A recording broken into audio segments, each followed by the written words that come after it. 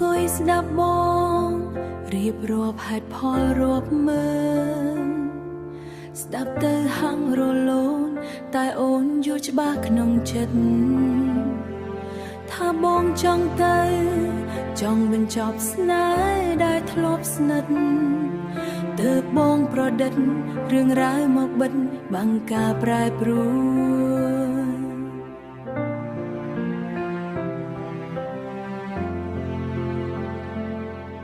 បងថាបងរវល់បងថាបងមិនល្អសមនឹងអូ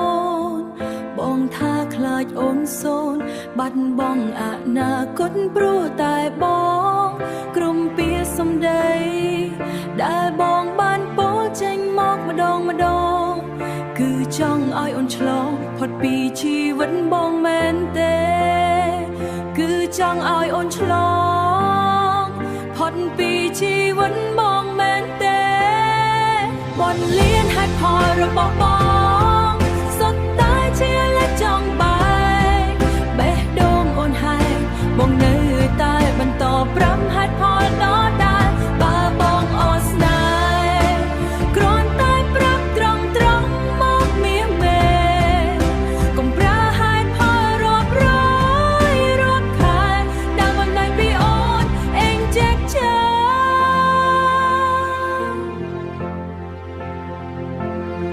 ឈប់ទៅឈប់រកលេះមកលួងអូនទៀតទៅបើផ្លូវបងត្រូវជ្រើសរើសអ្នកថ្មីទៅហើយហេតុផលអល់របស់បងអូនមិនចង់លឺឡើយ